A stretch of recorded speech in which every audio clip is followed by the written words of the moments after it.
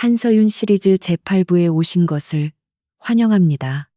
이번 편에서는 분위기가 완전히 달라집니다. 거대한 정치적 음모에서 벗어나 이야기는 어둡고 음침한 골목, 차가운 시신들, 그리고 범죄 심리학의 세계로 좁혀집니다. 혹독한 겨울의 한양, 막 문을 연 탐정사무소 명경당. 사람의 가죽으로 예술 작품을 만들어내기 위해 살인을 저지르는 병적인 연쇄살인범이 등장합니다. 한양의 겨울바람이 살을 내는 듯 매서운 아침. 운종가 뒷골목의 마른 우물가는 구경꾼들의 비명과 웅성거림으로 아수라장이 되었다. 물을 기르러 갔던 아낙네가 혼절하여 실려 나갔고 포도청의 나졸들이 급히 달려와 사람들을 밀어냈다.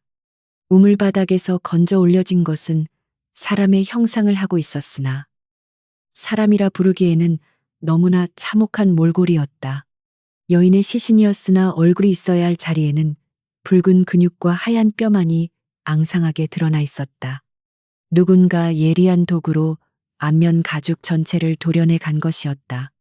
그 끔찍한 광경에 구경꾼들은 구역질을 하며 뒷걸음질 쳤으나 서윤은 오히려 인파를 해치고 가장 앞줄로 나아갔다. 포도청의 종사관은 코를 막으며 대충 시신을 거적대기로 덮으라고 손짓했다. 쯧쯧. 기생년이 쇳서방을 잘못 두어 원한을 샀구나. 얼굴을 이 지경으로 만든 걸 보니 치정 싸움이 분명하다. 관아의 수사는 허술하기 짝이 없었다. 그들은 주변을 제대로 수색하지도 않고 시신을 수레에 실어 서둘러 현장을 치우려 했다. 서윤의 눈은 달랐다. 그는 우물 주변의 흙바닥을 유심히 살폈다. 핏자국이 전혀 없었다. 얼굴 가죽을 벗겨내는 대수술이 벌어졌다면 피가 낭자했어야 했다. 즉, 이곳은 살해 현장이 아니라 유기 장소일 뿐이었다. 명경당으로 돌아온 서윤은 차가운 찬물을 들이키며 생각에 잠겼다. 단순한 원한 관계라면 홧김에 난도질을 했을 터인데 그 시신의 절단면은 지나치게 매끄러웠다. 그때 밖에서 쭈뼛거리는 인기척이 들리더니 허름한 옷차림의 노인이 들어와 무릎을 꿇었다. 그는 아침에 발견된 시신의 아비라고 했다. 나으리, 제 딸은 기생이 아닙니다. 가난하지만 정숙한 아이였습니다. 억울함을 풀어주십시오. 노인은 쌈지돈을 꺼내 떨리는 손으로 내밀었다. 평생을 모았을 꼬깃꼬깃한 엽전 몇 뼘이었다. 서윤은 돈을 보지 않고 노인의 눈을 바라보았다. 그 눈에는 자식을 잃은 슬픔보다 자식이 억울하게 모욕당한 분노가 더 크게 서려 있었다. 의뢰를 맡겠습니다. 돈은 범인을 잡은 뒤에 주십시오. 서윤의 대답에 설아가 걱정스러운 눈빛을 보냈지만 서윤은 이미 결심을 굳힌 상태였다. 관아는 이미 치정살인으로 결론짓고 사건을 덮으려 할 것이다. 진실을 밝히려면 오늘 밤 안에 시신을 직접 확인해야 했다. 서윤은 칠성에게 채비를 서두르라고 일렀다. 오늘 밤 포도청 검안소 시체 안치소로 들어간다. 놈들이 시신을 화장하기 전에 확인해야 할 것이 있어. 칠성은 손을 떨면서도 익숙하게 검은 복면과 도구들을 챙겼다. 밤이 깊어지자 눈발이 굵어졌다. 포도청 담벼락은 높았지만 경비병들은 추위를 피해 초소 안에 처박혀 술판을 벌이고 있었다. 서윤과 칠성은 그림자처럼 담을 넘어 검안소 뒤편으로 잠입했다. 칠성이 화상을 입어 둔해진 손놀림으로 자물쇠를 만지작거렸다. 조금만 기다리십시오. 이놈의 손이 말을 안 들어서 찰칵 소리와 함께 문이 열렸다. 안으로 들어서자 싸늘한 냉기와 함께 향냄새와 시체 썩는 냄새가 섞인 역한 공기가 코를 찔렀다. 검안소 안에는 10여 구의 시신이 널려 있었으나 얼굴 없는 여인의 시신은 금방 찾을 수 있었다. 유일하게 얼굴이 가려진 채 구석에 방치되어 있었기 때문이다. 서윤이 조심스럽게 거적을 걷어내자 칠성은 헛구역질을 참으며 등불을 비췄다. 가까이서 본 상처는 더욱 기괴했다. 이마의 머리카락 경계선부터 턱 밑까지 단 한 번의 머뭇거림도 없이 매끄럽게 절단되어 있었다. 톱니 같은 칼자국이나 찢겨진 흔적이 전무했다. 이것은 살인이 아니라 일종의 시술, 혹은 공예 작업에 가까웠다. 형님, 이걸 보세요. 칠성이 떨리는 손으로 시신의 목덜미를 가리켰다. 경동맥 부근에 아주 작은 바늘구멍, 자국이 남아 있었다. 마비산입니다. 살아있는 상태에서 약을 먹여 움직이지 못하게 한 뒤 작업을 한 겁니다. 서윤의 등골이 오싹해졌다. 피해자는 의식이 있는 상태에서 자신의 얼굴이 도련해지는 고통을 고스란히 느꼈을 것이다. 범인은 단순히 죽이는 것을 즐기는 살인마가 아니었다. 그는 고통을 전시하고 그 결과물을 소유하려는 도착증 환자였다. 서윤은 시신의 손을 살펴보았다. 손톱 밑이 깨끗했다. 저항한 흔적이 전혀 없다는 뜻이었다. 범인은 피해자가 안심할 수 있는 지인이거나 혹은 거부할 수 없는 매력을 지닌 자일 가능성이 컸다. 그리고 또 하나, 시신에 입혀진 옷매무새가 지나치게 단정했다. 범인은 범행 후 피 묻은 옷을 벗기고 새 옷으로 갈아입혀 놓았다. 마치 인형놀이를 하듯 시신을 정성스럽게 다룬 흔적이 역력했다. 서윤은 나직이 중얼거렸다. 놈에게 이 여자는 사람이 아니야. 재료일 뿐이지. 그때 밖에서 순찰을 도는 오작인 시체 처리 담당들의 발소리가 들려왔다. 오늘 들어온 그년. 내일 아침에 바로 화장하라고 하던데 관가에서 시끄러워지는 걸 싫어하잖아. 대충 태워서 강물에 뿌리세. 서윤과 칠성은 급히 시신 뒤쪽의 나무 상자 틈새로 몸을 숨겼다. 오작인들은 등불을 들고 들어와 시신을 대충 확인하고는 투덜거리며 다시 나갔다. 문이 닫히자 서윤은 안도의 한숨 대신 깊은 탄식을 내뱉었다. 내일이면 이 유일한 증거가 제가 되어 사라질 것이었다. 나가자. 여기서 더 볼 것은 없다. 서윤은 마지막으로 시신의 잘려나간 귓불 뒤쪽을 확인했다. 그곳에 미세하게 남은 푸르스름한 가루가 묻어 있었다. 화장품인가 아니면 염료인가. 서윤은 그 가루를 칠성의 손수건에 조심스럽게 닦아냈다. 이것이 놈의 꼬리를 잡을 유일한 단서가 될지도 몰랐다. 그들은 다시 어둠을 틈타 검안소를 빠져나왔다. 눈 위에 찍힌 그들의 발자국은 금세 새로운 눈으로 덮여 사라졌지만 서윤의 머릿속에 각인된 그 끔찍한 형상은 결코 지워지지 않을 것이었다. 명경당으로 돌아온 서윤은 백지 위에 시신의 얼굴 윤곽을 그리기 시작했다. 비어있는 얼굴. 그것은 범인이 가져가 버린 트로피였다. 놈은 왜 얼굴을 가져갔을까? 설화가 물었다. 서윤은 붓을 내려놓으며 답했다. 얼굴은 사람의 영혼이 드러나는 창이지. 놈은 그 영혼을 소유하고 싶었던 거야. 박제된 나비처럼 영원히 변하지 않는 아름다움을 원했겠지. 서윤의 추론이 맞다면 이것은 끝이 아니었다. 수집가는 결코 하나의 수집품으로 만족하지 않는 법이다. 놈은 멈추지 않을 거다. 서윤의 목소리는 확신에 차 있었다. 이것은 복수가 아니야. 놈에게는 이것이 예술이고 창작 활동이다. 자신의 작품이 완성될 때까지 사냥은 계속될 거야. 바타르가 주먹으로 탁자를 내리쳤다. 미친놈이군. 산 사람 가죽을 벗겨서 무슨 예술을 한다는 거야. 서윤은 창밖의 어둠을 응시했다. 한양이라는 거대한 화폭 위에 붉은 피로 그림을 그리는 악마가 숨어 있었다. 서윤은 칠성이 채취해온 푸른 가루를 현미경 당시 청나라에서 들어온 서양 문물으로 들여다보았다. 이건 쪽빛 안료야. 하지만 일반적인 염색용이 아니군. 아주 고운 입자야. 그림을 그릴 때 쓰는 당체다. 그림을 그리는 자, 붓을 쥐는 손으로 칼을 쥐는 자, 용의자의 범위가 좁혀지고 있었다.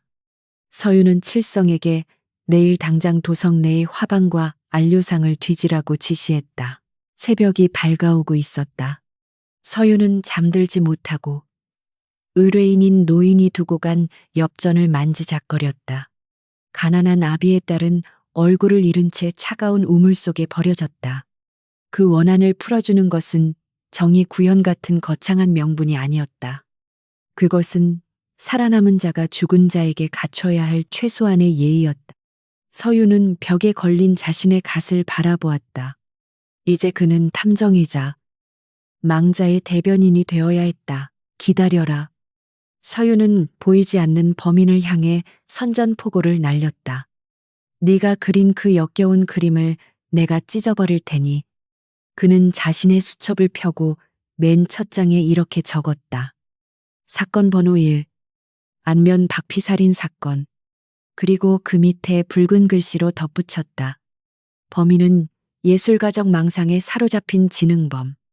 다음 타겟은 가장 아름다운 미소를 가진 여인일 가능성이 높음. 바람 소리가 마치 여인의 울음소리처럼 들려오는 밤이었다. 서유는 등불을 끄지 않았다. 어둠 속에 숨은 괴물은 빛을 두려워하지 않겠지만 빛을 든 자만이 그 괴물의 그림자를 찾아낼 수 있기 때문이었다. 이제 명경당의 첫 번째 사냥이 시작되고 있었다. 명경당의 아침은 칠성이 내뱉은 탄성으로 시작되었다. 그는 서윤이 시신의 귓불 뒤에서 채취해온 푸르스름한 가루를 확대경 아래 두고 한참을 씨름하던 중이었다. 형님, 이건 그냥 쪽빛 염료가 아닙니다. 석청돌에서 채취한 푸른 안료이에요. 그것도 서역에서나 들어온다는 최상급 해외청 코발트 안료가 섞인 겁니다. 칠성의 말에 서윤의 눈이 번뜩였다. 회회청은 궁중 하원들이나 당대 최고의 거장들이 아니면 구경조차 하기 힘든 귀한 물건이었다. 범인은 단순한 백정이 아니라 색채에 미쳐 있는 부유한 예술가이거나 그를 후원하는 재력가임이 분명했다. 그림쟁이다. 서유는 확신에 차서 중얼거렸다. 살인을 저지르고 시신을 훼손하는 과정에서 값비싼 안료가 묻었다는 것은 범행 장소가 곧 그의 작업실이라는 뜻이었다. 서유는 즉시 설아와 함께 도성 내의 지전 종이 가게와 필방북과 먹을 파는 가게를 탐문하기 시작했다. 설아는 그림에 관심 있는 양반집 교수처럼 위장했고 서유는 그녀를 수행하는 청지기 행세를 했다. 그들은 인사동 거리의 붓 가게들을 뒤지며 최근 회회청을 대량으로 사간 자를 수소문했다. 대부분의 상인들은 고개를 저었으나 낡고 외진한 필방의 노인이 기억을 더듬어냈다. 아, 그 푸른 가루마리오 한 달에 한 번씩 꼭 와서 사가는 사람이 있지. 말수가 적고 늘 갓을 깊게 눌러쓰고 와서 얼굴은 잘 모르겠소만 손에는 늘 붓궂은 살이 박혀 있었지. 노인의 증언은 서윤의 추리 무게를 더해주었다. 그자는 안료뿐만 아니라 사람의 피부에 그림을 그릴 때 쓰는 특수한 당나무 종이와 방부 처리를 위한 약품들도 함께 사갔다고 했다. 서윤은 노인에게 그자가 다시 오면 즉시 연락해달라며 돈을 쥐어주고 가게를 나섰다. 범인의 윤곽이 조금씩 드러나고 있었으나 아직 잡을 수는 없었다. 서윤은 방향을 틀어 장례원 상가나 장례를 담당하는 곳과 포도청의 실종자 기록을 대조하기 시작했다. 얼굴 없는 시신이 발견되기 전 한양에서는 이미 몇 건의 실종 사건이 발생했었다. 떡집 딸, 침선비 바느지라는 노비, 그리고 몰락한 양반가의 여식. 이들의 공통점은 전혀 없어 보였다. 사는 곳도, 신분도, 나이도 제각각이었다. 그러나 서윤이 그녀들의 주변 인물들을 탐문하며 생전의 특징을 물었을 때 소름 끼치는 공통점이 수면 위로 떠올랐다. 떡집 딸은 유난히 눈매가 고와서 사슴 눈이라 불렸고 침선비는 오똑한 코가 일품이었다고 했다. 그리고 이번에 우물가에서 발견된 여인은 웃는 모습이 해맑아 동네 총각들의 마음을 설레게 했다는 평판이 있었다.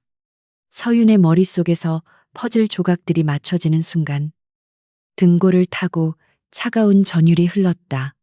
놈은 수집하고 있어. 눈, 코, 그리고 입. 각 부위별로 가장 완벽한 것을 찾아서 도려내고 있는 거야.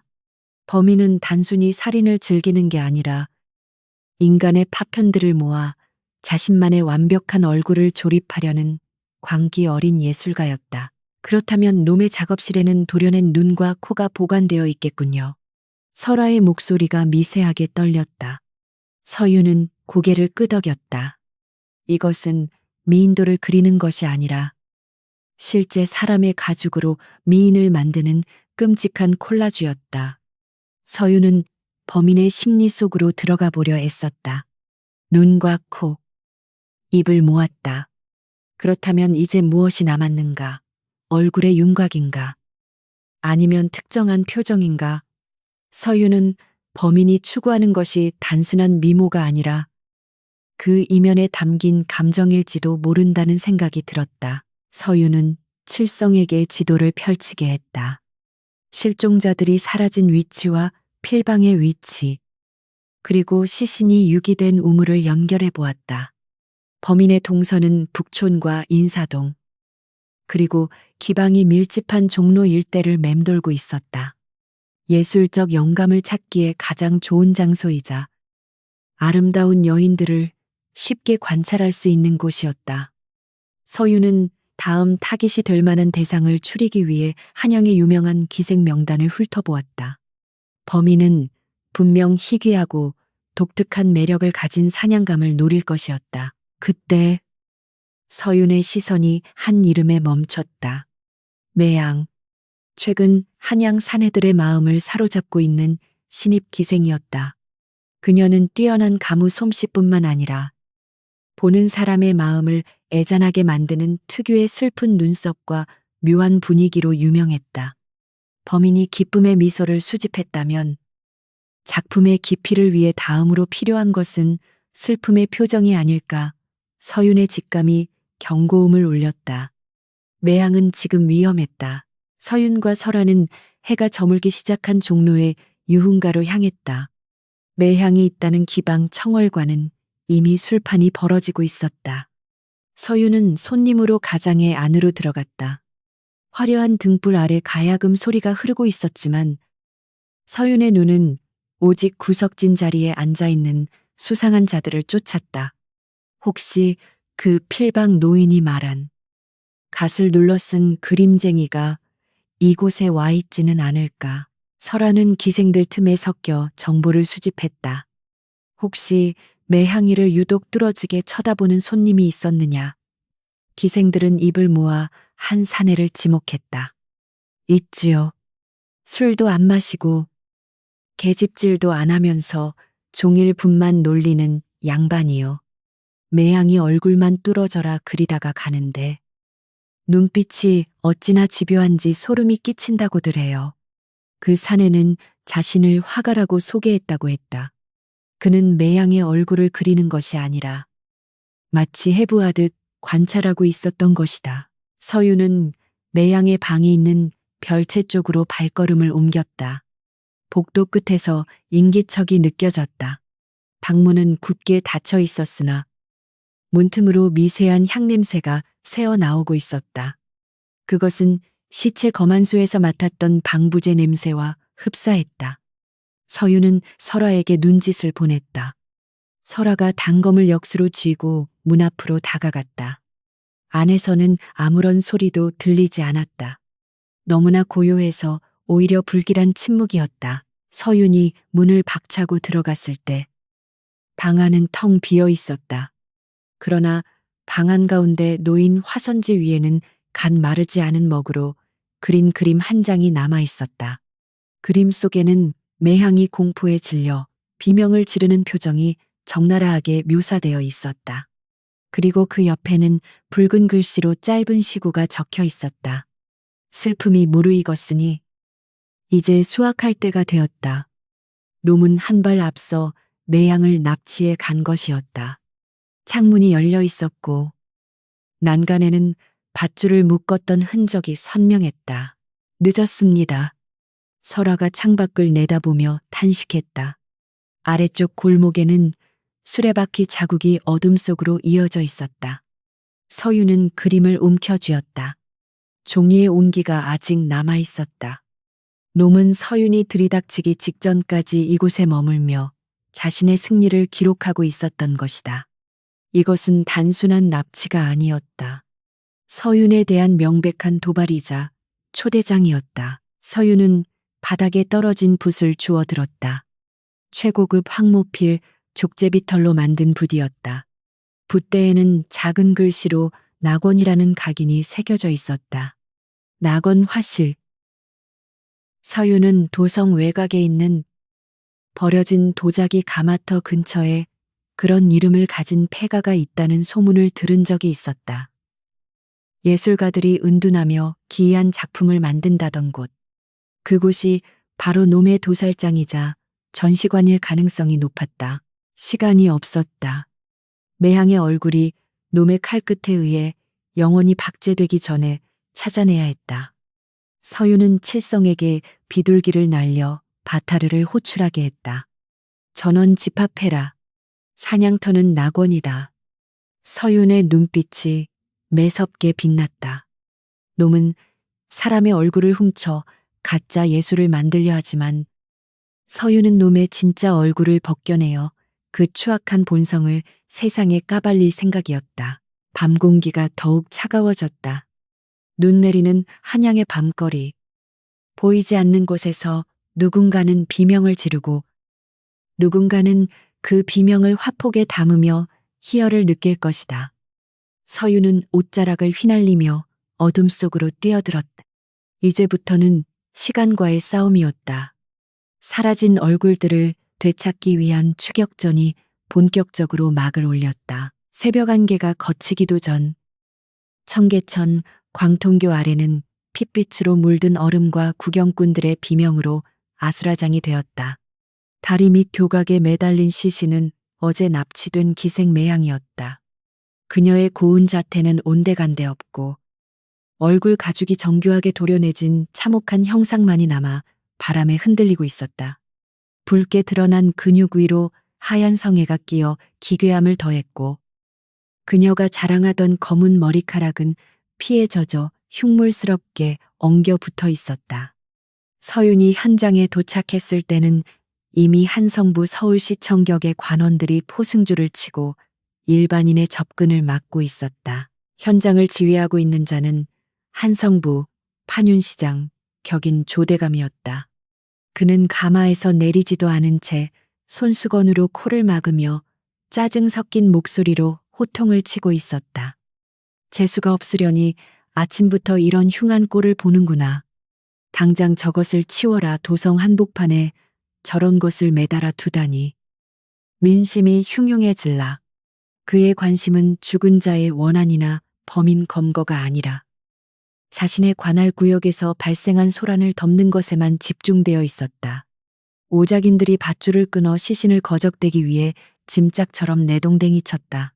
서유는 그 광경을 보고 치밀어 오르는 분노를 참을 수 없었다.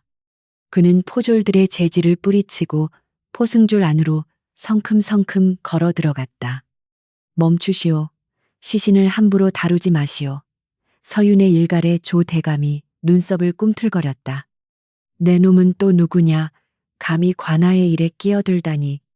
조 대감은 서윤을 위아래로 훑어보며 비웃었다. 서윤은 물러서지 않고 시신 곁으로 다가가 무릎을 꿇었다. 가까이서 본 매향의 목에는 기이한 흔적이 남아 있었다. 대감, 이 시신을 보십시오. 단순히 얼굴을 훼손한 것이 아닙니다. 서윤이 가리킨 곳은 매향의 목덜미였다. 그곳에는 아주 가늘고 정교한 바느질 자국이 빙 둘러져 있었다. 범인은 머리를 절단하여 가져갔다가 작업이 끝난 후 다시 몸통에 봉합해 놓았습니다. 보십시오. 살가죽을 꿰맨 실은 일반 무명실이 아니라 수술용으로 쓰는 명주실입니다. 그것은 범인이 해부학적 지식이 풍부하고 시신을 자신의 소유물처럼 조작하고 있음을 보여주는 결정적인 증거였다. 조대감은 서윤의 지적에 얼굴이 불그락푸르락해졌다. 감히 일개 사설 탐정 따위가 판윤인 자신의 면전에서 수사 지휘를 하려 드는 것이 못마땅했던 것이다. 네, 이놈 네가 의원이라도 된단 말이냐. 헛소리로 민심을 현혹하지 말고 썩 꺼져라. 조대감은 포졸들에게 눈짓했다. 이놈을 당장 끌어내라. 공무집행을 방해한 죄를 물어 곤장을 칠 것이다. 포졸들이 창을 겨누며 서윤을 포위해왔다. 하지만 서윤은 물러서지 않고 더 큰 목소리로 외쳤다. 이것은 연쇄살인입니다. 범인은 사람의 신체를 수집하고 있어요. 지금 제대로 수사하지 않으면 또 다른 희생자가 나올 것입니다. 서윤의 외침에 구경꾼들이 웅성거리기 시작했다. 조대감은 당황하여 소리쳤다. 입 닥쳐라. 저 미친놈이 유언비어를 퍼뜨리고 있다. 당장 입을 틀어막고 하옥하라. 권위가 손상되는 것을 참을 수 없었던 조대감은 진실을 덮기 위해 서윤을 희생양으로 삼으려 했다. 바타르가 거친 숨을 몰아쉬며 도끼를 꺼내 들려 했다. 형님이 썩어빠진 놈들을 확 쓸어버릴까요? 칠성 역시 품속의 쇠구슬을 만지작거렸다. 그러나 서윤은 손을 들어 그들을 제지했다. 지금 여기서 관군과 싸우면 그들은 역적이 되고 진짜 범인인 수집가는 그 혼란을 틈타 유유히 사라질 것이었다. 서윤은 냉정하게 상황을 판단했다. 지금은 물러서서 때를 기다려야 했다. 저항하지 마라. 놈들이 원하는 구실을 주지 마. 서윤은 나직하게 명령하고는 순순히 두 손을 내밀었다. 포졸들이 거칠게 서윤을 포박했다. 조대감은 콧방귀를 뀌며 의기양양하게 명령했다. 저놈을 의금부가 아닌 포도청 지하 감옥에 쳐넣어라. 그리고 저 흉물스러운 시체는 당장 화장해서 강물에 뿌려버려 증거 인멸이었다. 서윤은 끌려가면서도 시신에서 눈을 떼지 못했다. 매양의 영혼이 갈기갈기 찢겨 사라지고 있었다. 서윤은 스쳐 지나가는 설아에게 아주 작은 목소리로 속삭였다. 낙원, 화실. 붓의 출처를 찾아라. 놈은 그곳에 있다. 설아는 입술을 깨물며 고개를 끄덕였다. 눈물이 고였지만 그녀는 울지 않았다. 대장이 잡혀간 지금 이 팀을 이끌어야 하는 것은 자신이었다. 서윤이 포승줄에 묶여 끌려가는 뒷모습을 보며 명경당의 남은 식구들은 주먹을 꽉 쥐었다. 관아는 적보다 더한 방해꾼이었고 이제 그들은 고립무원의 처지가 되었다. 포도청의 지하 감옥은 습하고 차가웠다. 썩은 지푸라기 냄새와 죄수들의 신음소리가 뒤섞인 그곳에 서윤은 던져졌다. 간수들은 판윤 대감의 심기를 거스른 놈이라며 서윤에게 물 한 모금 주지 않고 조롱했다. 그러나 서윤은 감옥의 어둠 속에서 오히려 차분하게 머리를 식히고 있었다. 범인은 왜 시신을 광통교 밑에 전시했을까? 그곳은 한양에서 가장 번화한 곳이다. 놈은 자신의 작품이 관아의 무능함에 의해 훼손되는 것을 보고 분노할까? 아니면 이 모든 소동을 즐기고 있을까? 서윤은 벽에 기대어 눈을 감았다. 범인의 심리 속으로 들어가 보려 애썼다. 놈은 매향의 얼굴을 가져갔다. 하지만 그것으로 만족했을까? 아니다. 놈이 남긴 시구. 슬픔이 무르익었다는 마른 과정에 불과했다. 놈은 완벽한 얼굴을 만들기 위해 또 다른 부위를 찾고 있을 것이다. 눈, 코, 입, 그리고 귀 아니면 피부 그 자체. 서윤의 머릿속에서 경고등이 켜졌다. 감옥 안에 갇혀있는 이 시간에도 놈의 사냥은 계속되고 있었다. 한편 밖에서는 설아가 바타르와 칠성을 이끌고 인사동의 뒷골목을 뒤지고 있었다. 그들은 서윤이 잡혀가기 전에 남긴 단서, 낙원 화실과 낙원이라는 각인이 새겨진 붓을 추적했다. 붓을 만든 장인은 이미 세상을 뜬 지 오래였으나 그 붓을 독점적으로 납품받던 화방이 하나 있었다. 설화는 기생으로 위장하여 화방 주인에게 접근했다. 낙원이라는 낙관을 쓰는 화가를 아십니까? 제 초상화를 부탁하고 싶어서요. 화방 주인은 흠칫 놀라는 기색을 보였다. 그 양반. 실력은 귀신 같지만 사람은 더 귀신 같은 사람이요. 몇 년 전부터 두문불출하고 오직 심부름꾼을 시켜 최고급 안료만 사간다오. 주인이 내민 장부에는 배달 장소가 적혀 있지 않았다. 대신 특정 날짜마다 도성박 무학재 고개 입구의 정자나무 아래에 물건을 두면 누군가 가져간다는 기록만이 남아 있었다. 놈은 철저하게 자신의 거처를 숨기고 있었다. 오늘이 바로 그날입니다. 칠성이 달력을 보며 소리쳤다. 안료를 배달하기로 한 날짜가 바로 오늘 밤이었다. 이것은 우연이 아니었다. 범인은 새로운 작업을 위해 재료가 필요했을 것이다. 설화의 눈빛이 매섭게 빛났다. 서윤이 없는 지금 그들이 직접 놈의 꼬리를 잡아야 했다. 매복한다. 놈의 심부름꾼이든 놈 자신이든 물건을 가지러 오는 자를 덮친다. 밤이 되자 무학재 고개에는 칼바람이 몰아쳤다. 바타르는 눈 속에 몸을 파묻고 짐승처럼 숨을 죽였고 칠성은 나무 위에 올라가 시야를 확보했다. 설화는 안료 상자를 미끼로 놓고 어둠 속에 몸을 숨겼다. 한참을 기다렸을까. 고개 너머에서 검은 그림자 하나가 나타났다. 사람인지 짐승인지 구분하기 힘든 기이한 걸음걸이였다. 그림자는 주위를 두리번거리더니 안료 상자를 향해 손을 뻗었다. 지금이다. 설화의 신호와 함께 바타르가 눈 속에서 튀어나와 그림자를 덮쳤다. 꾸의 기괴한 비명과 함께 그림자가 바닥에 뒹굴었다. 그러나 잡힌 것은 범인이 아니었다. 혀가 잘리고 귀가 먼 흉측한 몰골의 노인이었다. 노인의 품속에서는 편지 한 통이 떨어졌다. 수신이는 명경당 서윤. 범인은 이미 그들이 올 것을 알고 있었던 것이다. 설화는 떨리는 손으로 편지를 집어들었다. 편지는 사람의 가죽을 얇게 저며 만든 종이 위에 붉은 피로 쓰여 있었다. 관아의 개들에게 쫓기느라 바쁠 텐데 내 선물까지 챙기러 오다니 기특하군. 대장놀이는 재미있는가?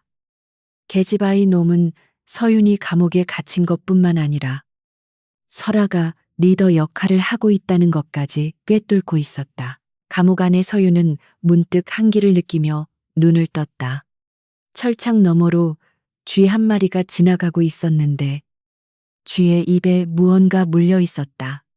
그것은 붉은 비단 조각이었다. 매향이 입고 있던 치마의 조각이었다. 서윤은 벌떡 일어나 철창을 잡았다. 범인은 감옥 안까지 손을 뻗치고 있었다. 이곳은 안전지대가 아니라 놈이 서윤을 가둬놓고 구경하는 동물원이나 다름없었다. 이보시오 간수 양반 서윤이 소리쳤지만 간수들은 대답이 없었다. 복도 끝에서 누군가 휘파람을 불며 걸어오는 소리가 들렸다. 기괴하고 불협화음으로 가득 찬 멜로디. 그것은 죽음을 부르는 자장가였다. 서윤은 본능적으로 뒷걸음질 쳤다. 범인이 직접 찾아온 것인가 아니면 또 다른 메시지인가. 그림자가 철창 앞에 멈춰 섰다. 삿갓을 깊게 눌러 쓴 사내가 철창 사이로 작은 꾸러미를 툭 던져 넣었다. 판윤대감 몰래 드리는 사식입니다. 맛있게 드시오. 사내는 낄낄거리는 웃음을 남기고 사라졌다. 서윤이 떨리는 손으로 꾸러미를 풀자. 그 안에는 밥 대신 사람의 살가죽으로 만든 가면이 들어 있었다. 그리고 그 가면의 이마에는 서윤의 이름이 새겨져 있었다. 이것은 선전포고였다. 너는 내 다음 작품의 관객이자 어쩌면 재료가 될 것이다. 서윤은 가면을 움켜쥐었다. 분노가 공포를 집어삼켰다. 관아의 무능함 뒤에 숨어 놈은 서윤을 조롱하고 있었다. 나가야 한다. 서윤은 결심했다. 합법적인 방법으로는 놈을 잡을 수 없다. 탈옥을 해서라도 놈의 목덜미를 물어뜯어야 했다. 서윤의 눈빛이 야수처럼 번뜩이기 시작했다. 포도청 지하 감옥에 쥐죽은 듯한 정적 속에서 서윤은 손에 들린 끔찍한 선물, 인피 가면을 내려다보고 있었다. 갓 벗겨낸 듯 축축한 촉감과 비릿한 혈향이 손끝을 타고 전해져 왔다. 등불에 비추어 보니 가죽 안쪽에는 미세한 혈관들이 그물처럼 얽혀 있었고 겉면은 기이할 정도로 매끄럽게 가공되어 있었다.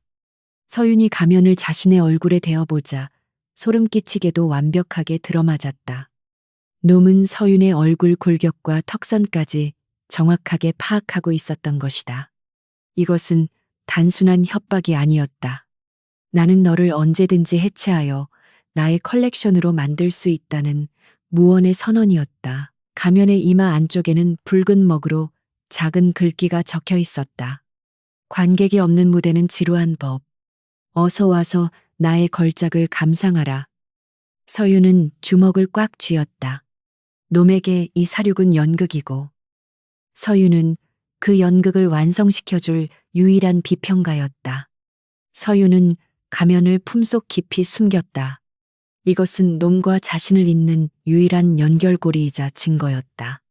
밖에서 들려오는 파루 통금 해제 소리가 새벽을 알렸지만 감옥의 어둠은 거칠 줄 몰랐다. 그 시각 포도청 담장 밖에서는 은밀한 작전이 진행되고 있었다. 바타르가 술에 취한 척 고래고래 소리를 지르며 포도청 정문으로 돌진하여 포졸들의 시선을 끌었다. 내 술병 내놔, 파뇰놈이 훔쳐갔어. 거구의 사내가 난동을 부리자 경비병들이 우르르 몰려나갔다. 그 틈을 타 설화는 그림자처럼 담장을 넘어 옥사 지붕 위로 올라갔다. 그녀는 칠성이 건네준 특수 제작된 갈고리를 이용해 천장의 통풍구 덮개를 소리 없이 열고 밧줄을 타고 서윤의 감방으로 미끄러져 내려갔다. 대장, 설화의 나직한 부름에 서윤이 고개를 들었다. 설화는 서윤의 수척해진 얼굴을 보고 가슴이 아려왔으나 내색하지 않고 품에서 물건을 꺼냈다.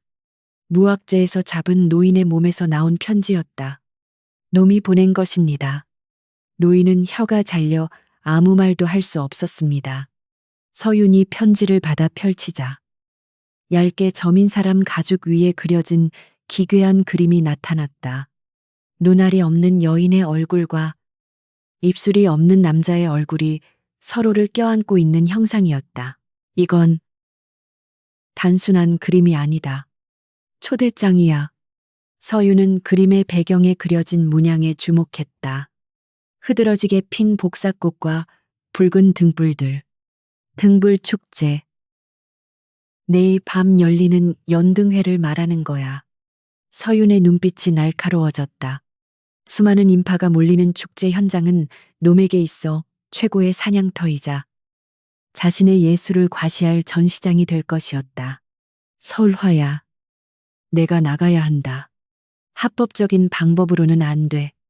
조대감을 움직여야 해. 어떻게 말입니까? 그 늙은이는 대장을 죽이고 싶어 안달이 났는데요. 설화의 물음에 서윤은 인피 가면을 꺼내 보였다. 놈은 관심을 원해. 자신의 작품이 관아의 창고에 처박히는 걸 참지 못하지. 분명 오늘 아침 조대감이 무시할 수 없는 전시를 할 것이다. 서윤의 예측은 정확했다. 말이 떨어지기가 무섭게 옥사 밖이 소란스러워졌다. 포졸들의 다급한 고함 소리와 조대감의 비명에 가까운 호통 소리가 들려왔다. 사건은 광화문 앞 신문고에서 벌어졌다. 억울한 백성이 북을 쳐 왕에게 알린다는 신문고 위에 밤사이 누군가 참혹한 물건을 걸어놓은 것이다.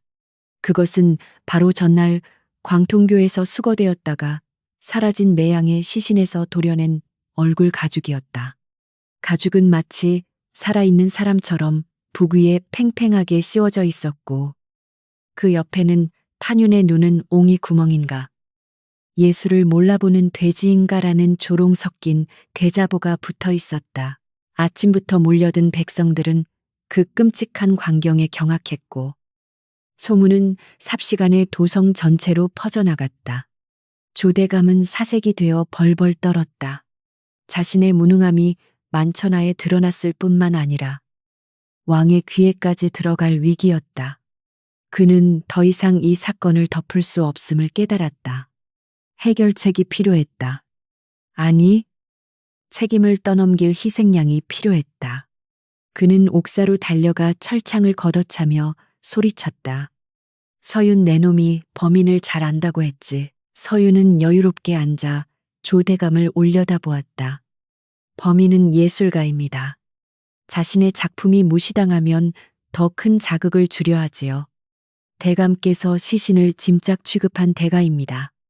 조대감은 분기탱천하여 길길이 날뛰었으나 당장 목이 달아날 위기에 처한 것은 자신이었다. 좋다. 내 놈을 풀어주마. 단 사흘이다 사흘 안에 그 미치광이를 잡아오지 못하면 내 놈의 목을 신문고에 걸 것이다. 감옥문이 열리자 서윤은 비틀거리며 걸어 나왔다.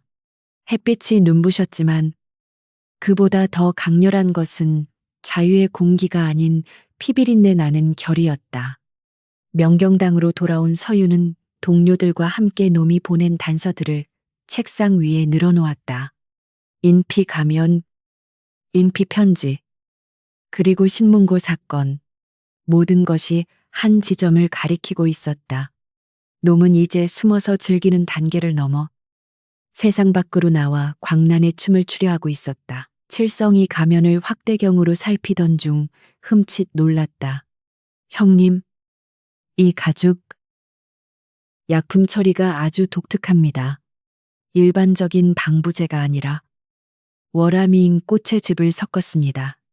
월화미인은 밤에만 피는 꽃으로 그 향기가 매혹적이면서도 치명적인 독성을 가지고 있었다. 서윤은 고개를 끄덕였다. 밤의 꽃. 놈은 자신을 밤의 지배자라고 생각하는군. 그리고 그 꽃은 주로 북촌의 부유한 온실에서나 키울 수 있는 귀한 것이지. 범인의 윤곽이 좁혀졌다. 북촌에 거주하거나 그곳의 후원을 받는 해부학에 능통하고 그림에 미친 자. 서윤은 놈의 심리를 역이용하기로 했다. 놈은 컬렉션을 완성하려 해. 눈, 코, 입. 이제 남은 것은 무엇일까? 서윤은 설아를 바라보았다. 설아는 의아해하며 자신의 얼굴을 만졌다. 제 얼굴에 뭐가 묻었습니까? 서윤은 무거운 목소리로 입을 열었다. 편지에 그려진 그림을 자세히 봐. 눈이 없는 여인과 입이 없는 남자.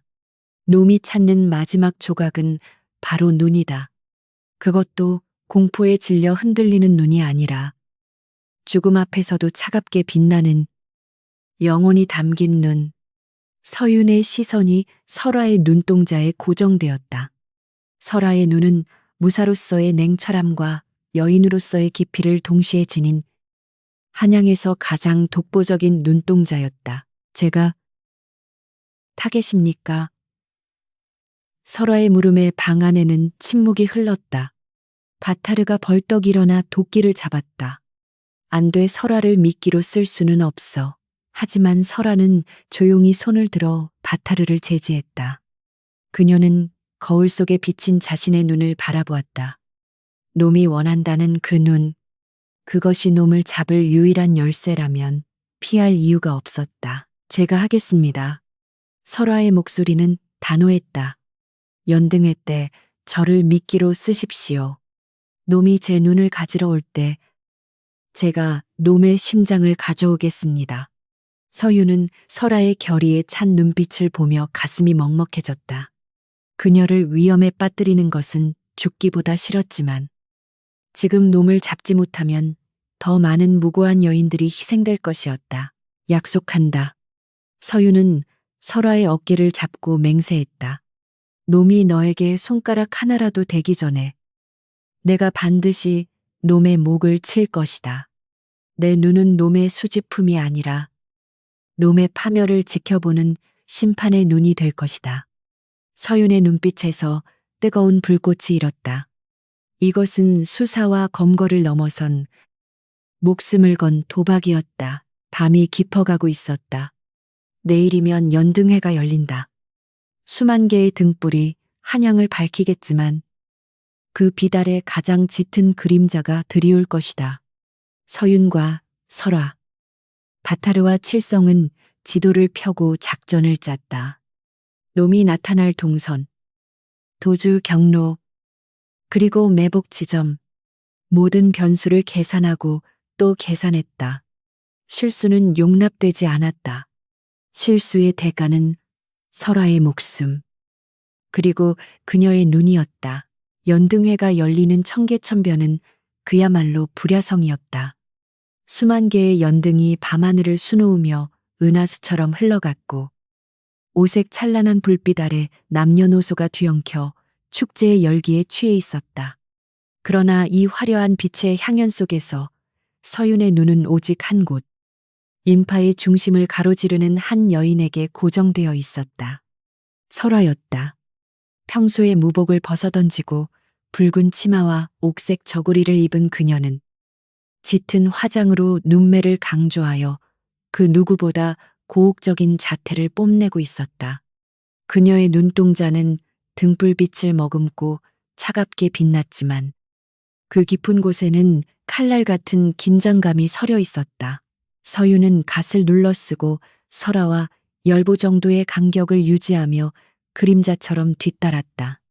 바타르는 거대한 덩치를 숨기기 위해 짐꾼으로 위장하여 인파 틈에 섞였고 칠성은 광통교 위 난간에 기대어 높은 곳에서 전체를 조망하고 있었다. 이것은 완벽하게 계산된 덫이었다. 놈은 아름다움에 집착하는 수집가이니 오늘 밤 가장 빛나는 설화의 눈동자를 결코 지나칠 수 없을 것이다. 서윤은 품속의 단검을 꽉 쥐었다. 손바닥에 땀이 배어났다. 설화가 미끼라는 사실이 그의 심장을 조여왔지만 지금은 그녀를 믿는 수밖에 없었다. 설화는 부채로 얼굴을 반쯤 가린 채 천천히 걸음을 옮겼다. 겉으로는 여유로워 보였으나 그녀의 감각은 극한으로 예민해져 있었다. 스쳐 지나가는 사람들의 숨소리, 옷자락 스치는 소리, 그리고 등 뒤에서 느껴지는 끈적한 시선들. 그녀는 자신이 지금 사냥터 한가운데에 던져진 고깃덩어리가 된 기분이었다. 와라. 내 놈이 내 눈을 탐낸다면 대가로 네 목을 내놓아야 할 것이다. 그녀는 일부러 인적이 드문 수표교 쪽으로 발길을 돌렸다.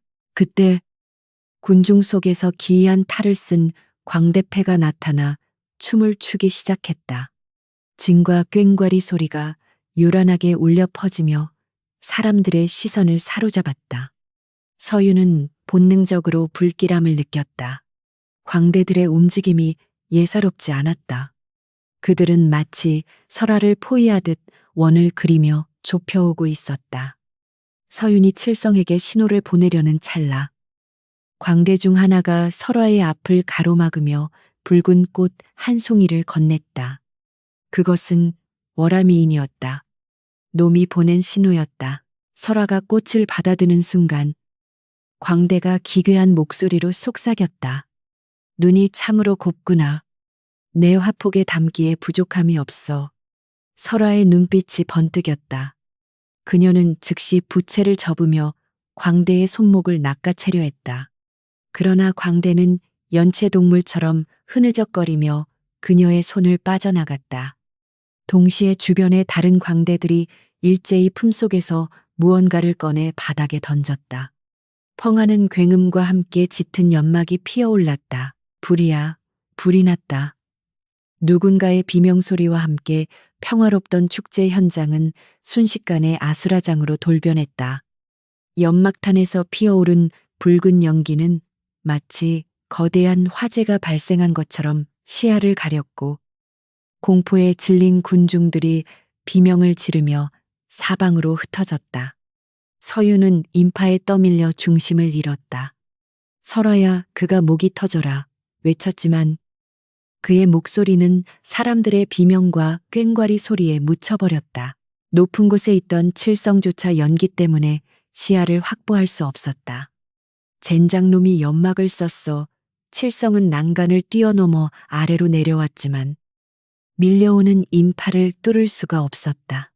바타르는 거대한 몸으로 사람들을 해치며 설아가 있던 곳으로 돌진했다. 비켜, 다들 비키라고 그는 짐승처럼 포효하며 길을 열었지만 역부족이었다. 놈은 이 혼란조차 자신의 무대 장치로 이용하고 있었다. 연기 속에서 설아는 고립되었다. 매캐한 연기가 코와 입을 찔러 호흡이 곤란해졌다. 그녀는 단검을 뽑아들고 주위를 경계했다. 희미한 그림자가 연기 속에서 일렁였다. 어디냐, 숨지 말고 나와라. 그녀가 허공을 향해 칼을 휘둘렀지만 베어지는 것은 연기뿐이었다. 그때 등 뒤에서 서늘한 감촉이 목덜미를 스쳤다. 쉬. 작품이 망가지면 안 되지. 설아가 급히 몸을 돌렸지만 놈은 이미 그녀의 사각지대에 있었다. 날카로운 침이 그녀의 목덜미 혈자리를 정확하게 찔렀다. 순간 전신의 힘이 빠지며 다리가 풀렸다. 마비독이었다. 의식은 흐릿해지는데 놈의 삿갓 아래로 드러난 눈동자가 소름 끼치게 번뜩이는 것이 보였다. 놈은 설아가 쓰러지기 전에 부드럽게 그녀를 받아 안았다.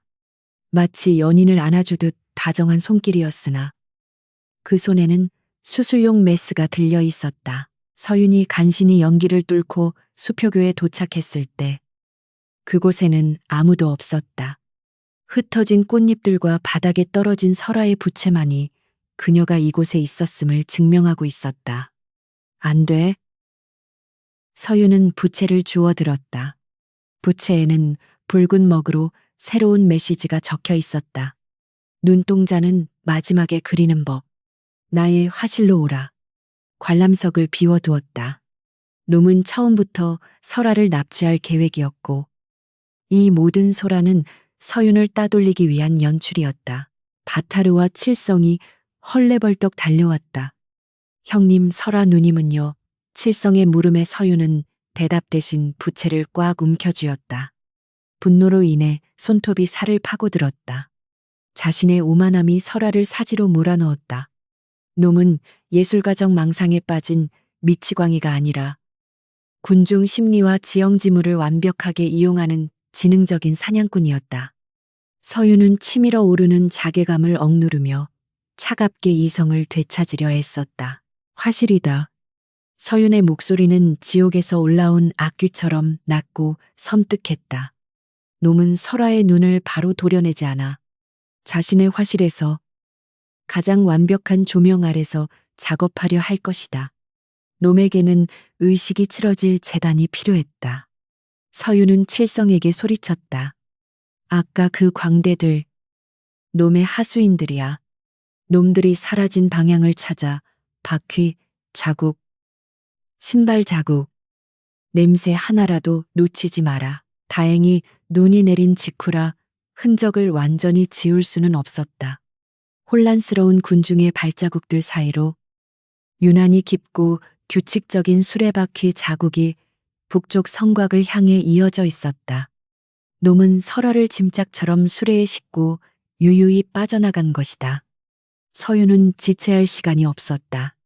놈이 붓을 들기 전에, 설아의 눈에 칼을 대기 전에 도착해야 했다. 바타르, 도끼를 챙겨라. 오늘 밤은 문을 따는 게 아니라 부수고 들어간다. 서윤의 눈빛에는 더 이상 탐정의 냉철함이 없었다. 오직 사냥감을 물어뜯으려는 맹수의 살기만이 가득했다. 그들은 말을 훔쳐 타고 수레바퀴 자국을 따라 질주하기 시작했다. 등 뒤로 멀어지는 연등의 불빛이 마치 설아의 생명을 태우는 불길처럼 느껴졌다. 북악산 기준. 버려진 도요지, 도자기 굽는 곳 근처로 접어들자 인적은 끊기고 어둠만이 짙게 깔렸다. 수레바퀴 자국은 낡은 가마터 입구에서 멈춰 있었다.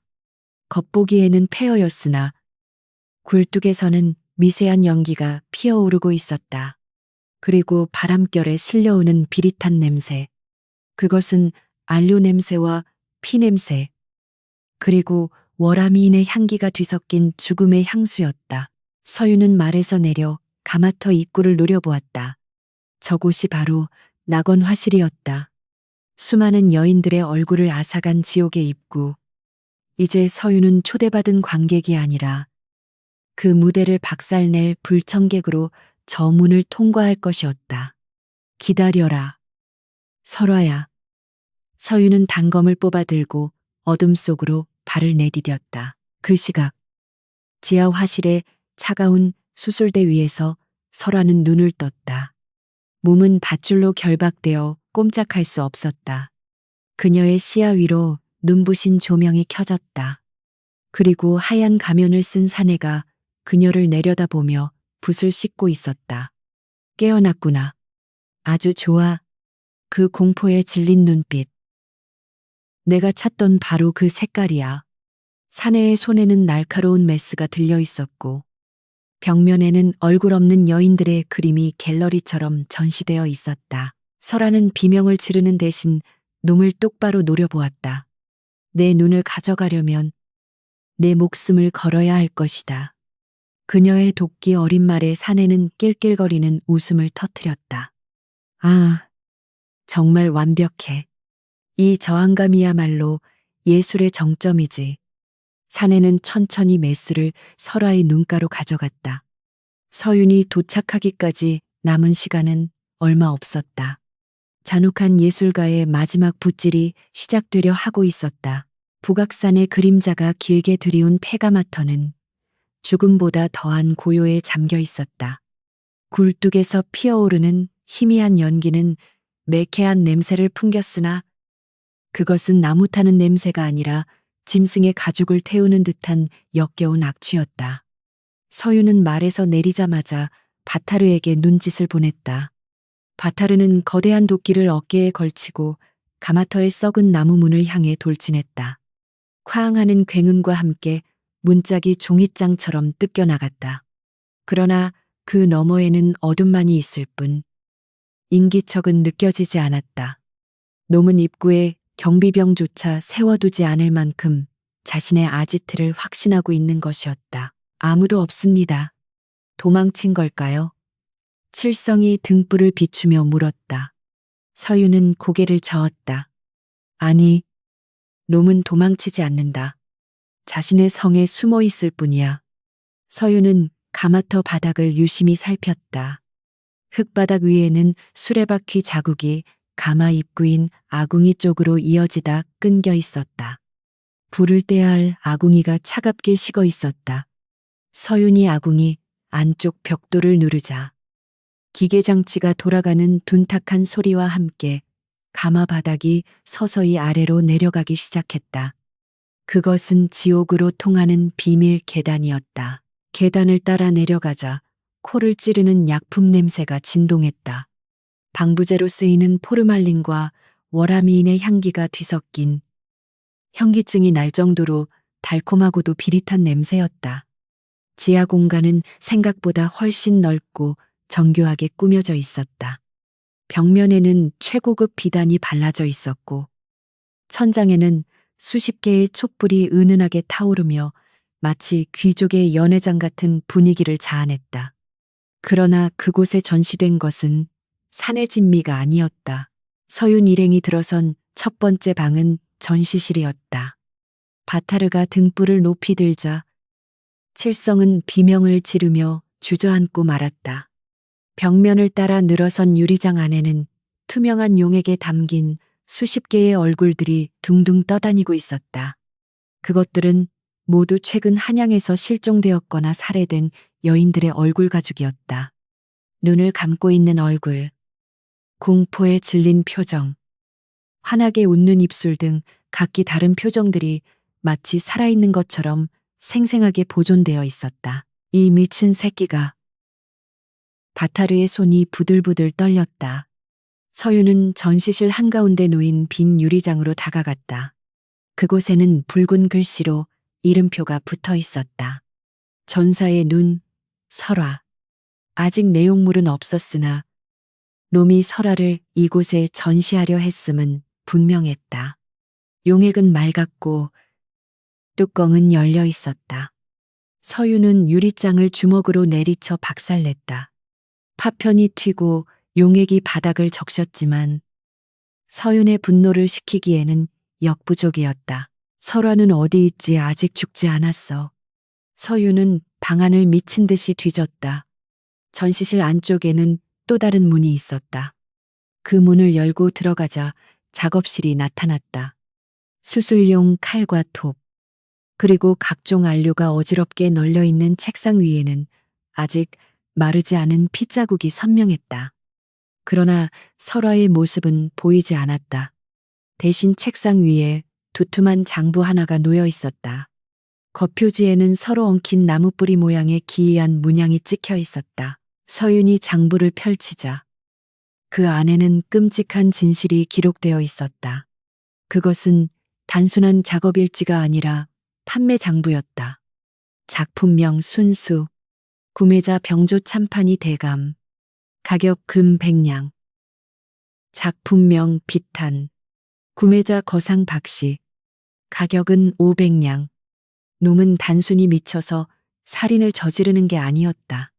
놈에게 돈을 대주고 이 끔찍한 수집품들을 구매하여 자신들의 비밀스러운 밀실에 걸어두고 즐기는 고객들이 존재했다.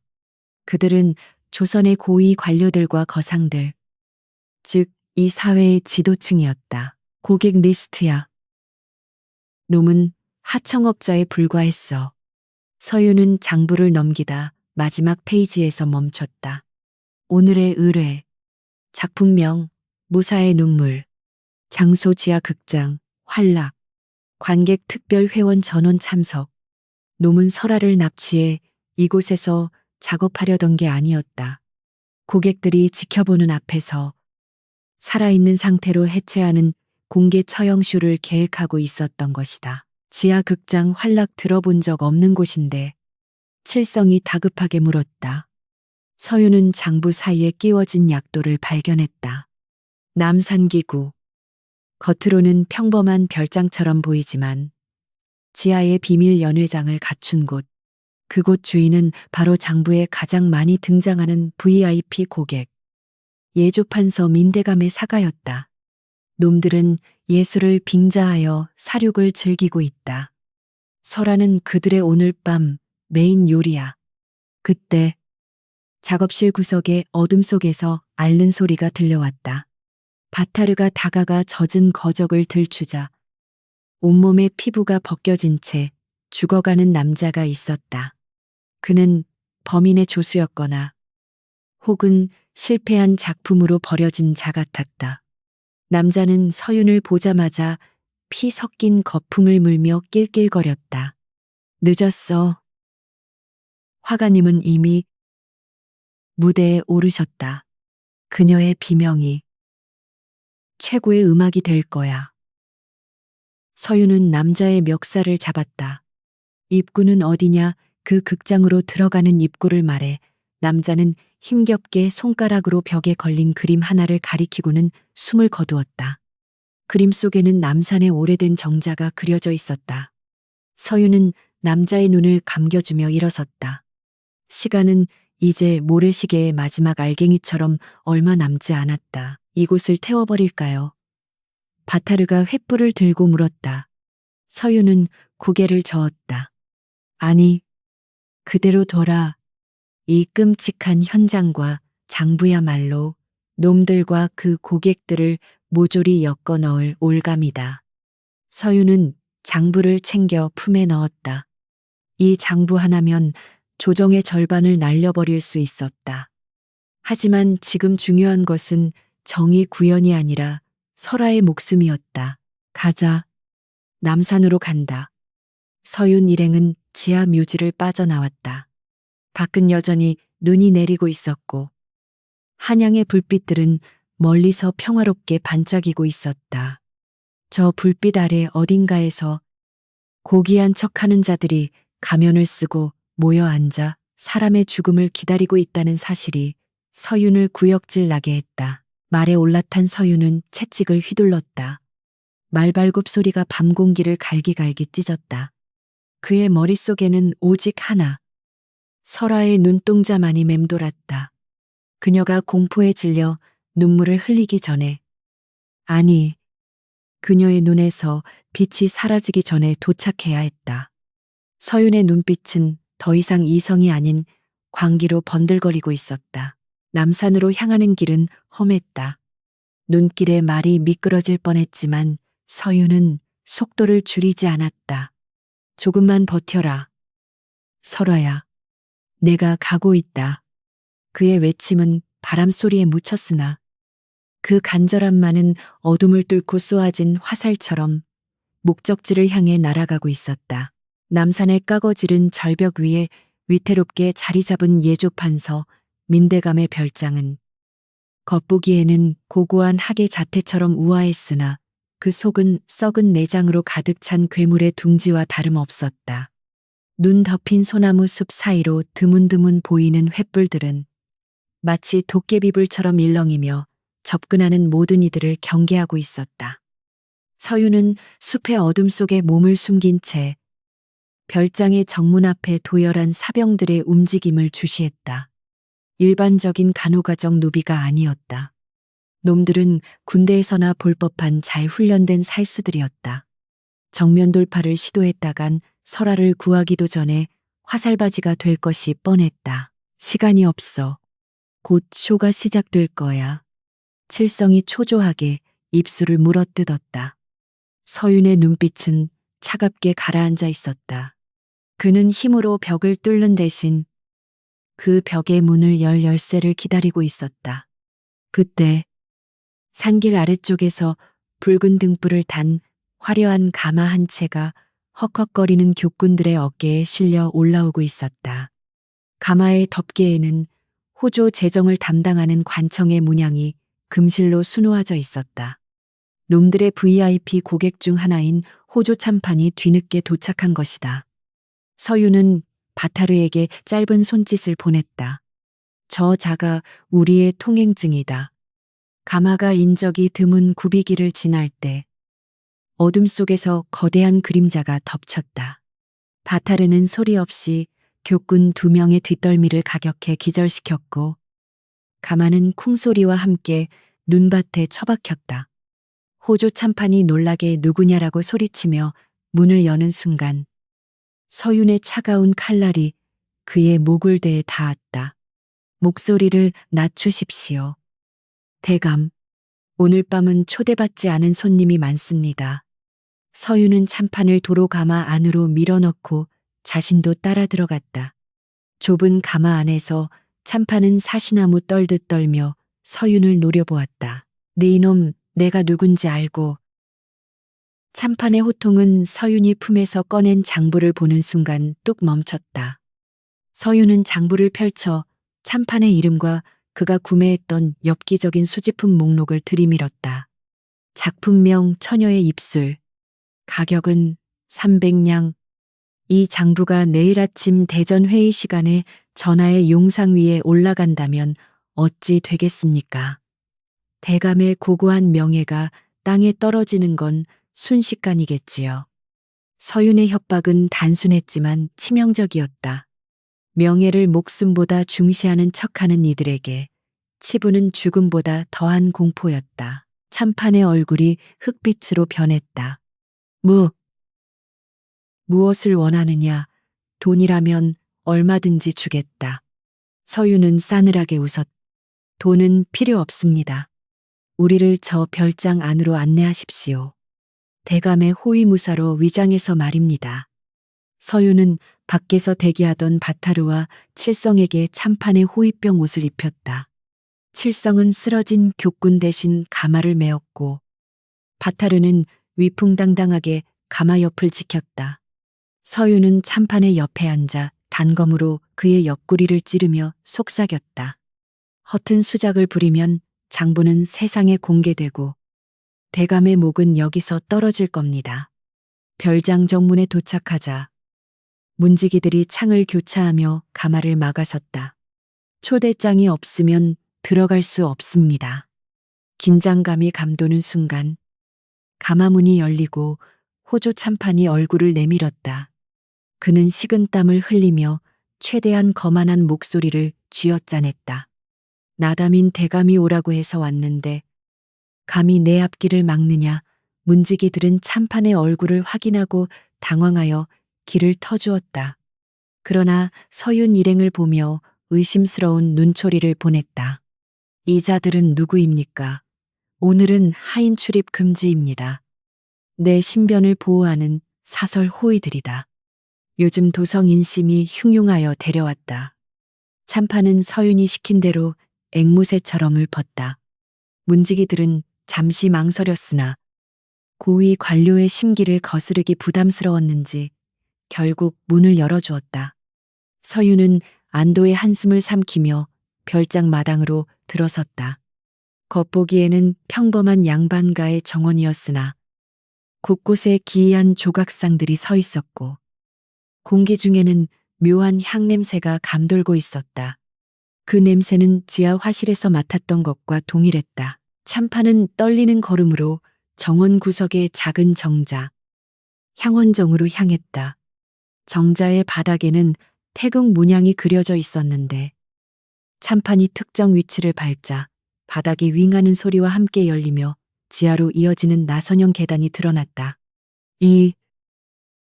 이곳이 입구다. 나는 이제 가도 되겠느냐. 참판이 애원했으나 서윤은 그를 놓아주지 않았다. 끝까지 함께 가시지요. 대감이 계셔야 의심을 받지 않을 테니.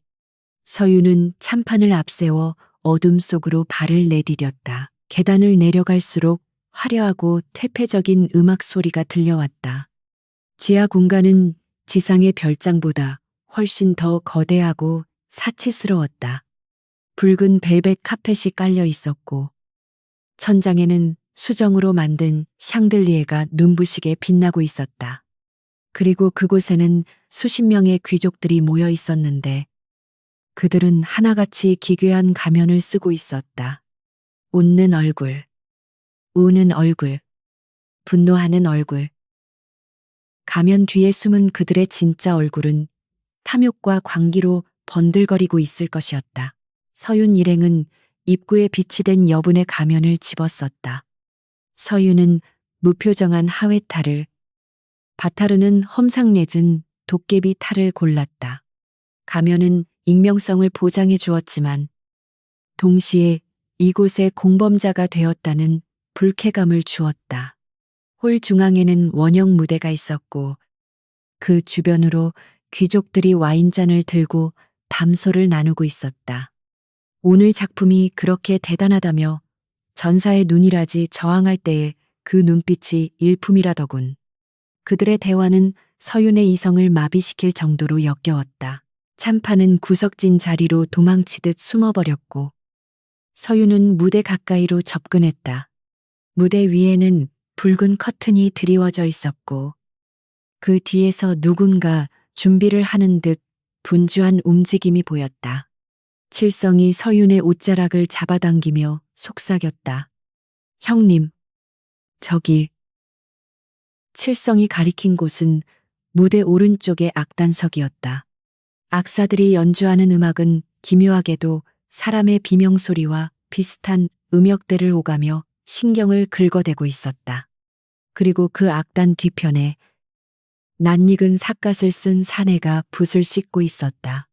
화가였다. 화가는 오늘 밤의 주인공인 양. 하얀 가운을 입고 마치 의사나 사제처럼 경건하게 서 있었다. 그는 관객들을 향해 정중하게 인사를 하고는 마이크 역할을 하는 확성통 대나무관을 잡았다. 신사숙녀 여러분, 오래 기다리셨습니다. 오늘 밤 우리는 진정한 아름다움의 완성을 목격하게 될 것입니다. 그의 목소리는 차분하고 부드러웠으나 그 안에 담긴 광기는 지하 공간 전체를 얼어붙게 만들었다. 죽음 직전 생명의 불꽃이 가장 격렬하게 타오르는 순간의 눈동자.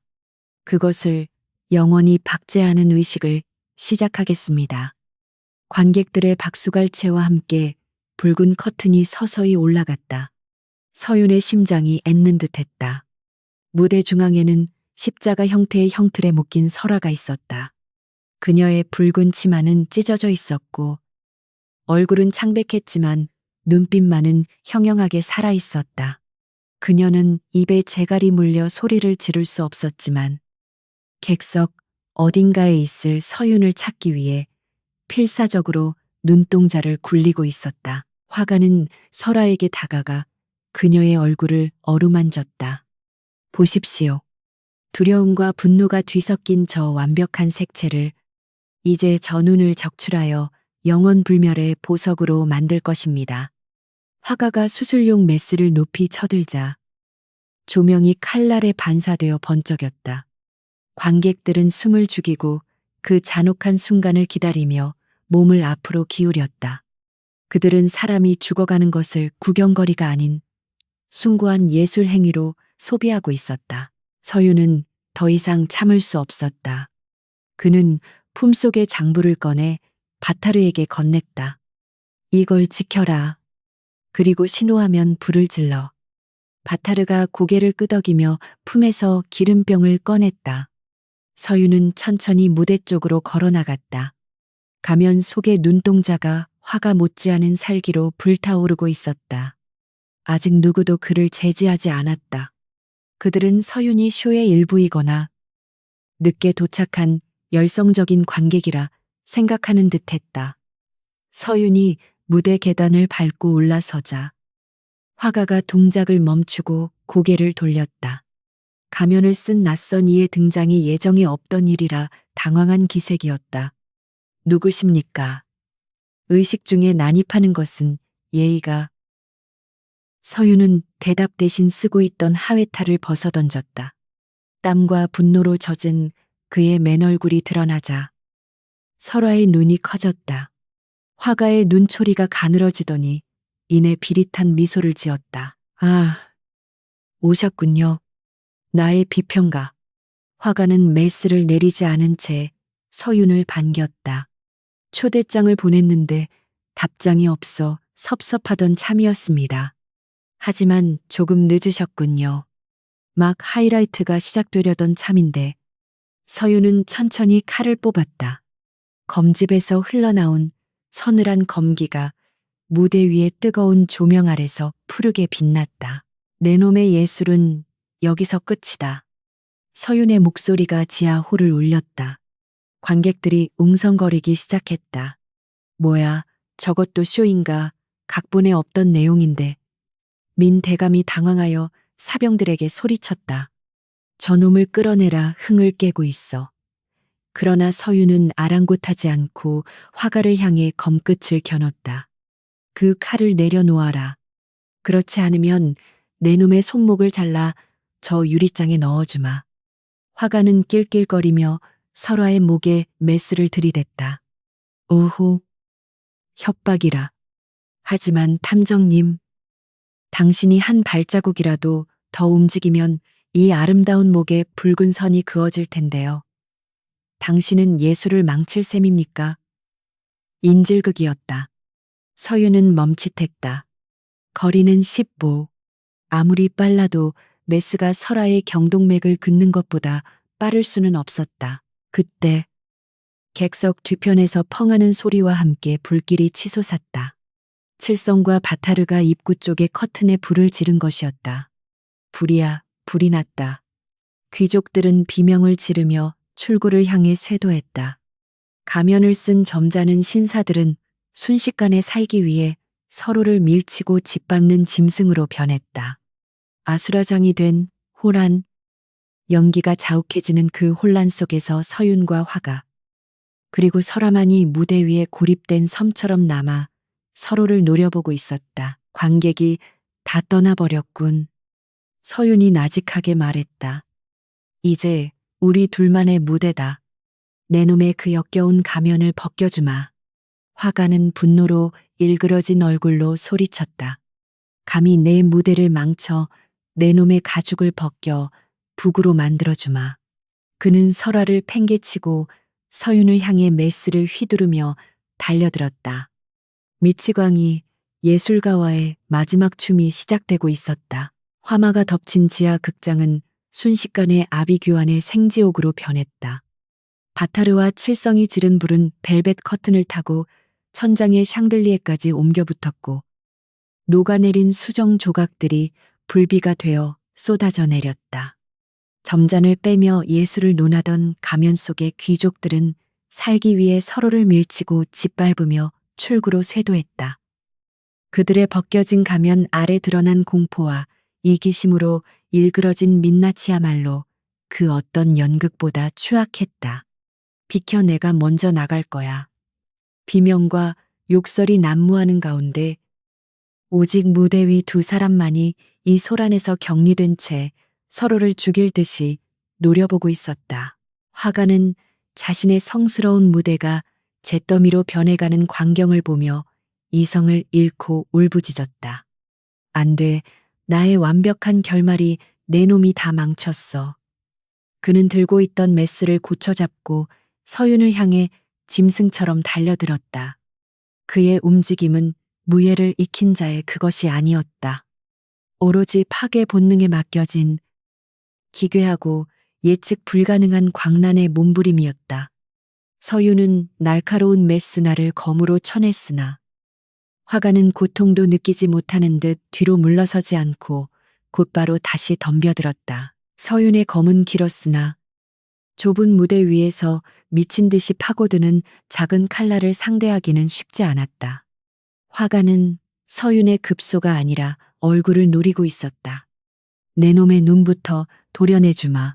감히 내 예술을 모욕한 죄를 그 눈으로 똑똑히 보게 해주지. 메스가 서윤의 뺨을 스치고 지나갔다. 붉은 선혈이 튀며 서윤의 하얀 도포를 적셨다. 따끔한 통증과 함께 피비린내가 확 풍겼지만 서윤은 눈 하나 깜짝하지 않고 화가의 복부를 걷어찼다. 화가는 뒤로 나뒹굴었지만 오뚜기처럼 다시 튀어올랐다. 그의 하얀 가운은 이미 그가 죽인 희생자들의 피와 서윤의 피, 그리고 바닥의 그 흐름으로 엉망이 되어 있었다. 하하하, 그래. 바로 그 표정이야. 고통과 분노가 뒤섞인 그 색채. 화가는 서윤의 상처를 보며 희열을 느꼈다.